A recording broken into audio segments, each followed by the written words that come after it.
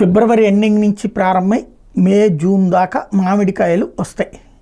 ఈ చిగుర్లు అప్పుడు బిగిన్ అయ్యి ఆ తర్వాతనేది ఫిబ్రవరి ఆ టైం నుంచి చిగుర్లు, ఆ తర్వాతన కాయ పెరగటం, ఏప్రిల్ ఆ టైంకి కాయలు చేతికి వస్తూ ఉంటుంటాయి. అయితే ఈ మామిడి పంటకు పెద్ద సమస్య ఏంటంటే కరెక్ట్గా ఆ టైంలో అంత పూత చేతికొచ్చినప్పుడు, పిండి చేతికొచ్చిన టైంలో ఈదురుగాలో లేకపోతే ఉన్నట్టుండి వచ్చే ఆకస్మిక తుఫాను వీటికి ఆ కాయలన్నీ రాలిపోవడం లేదా పూత రాలిపోవడం నష్టపోతూ ఉంటారు. మరి వాళ్ళకి ఏంటి సెక్యూరిటీ?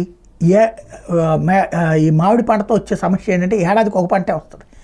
ఆ ఒక పంటలో 3 వంతులు రాలిపోతే ఏడాది పొడుగున వాళ్ళ పడ్డ శ్రమ నష్టమే కదా.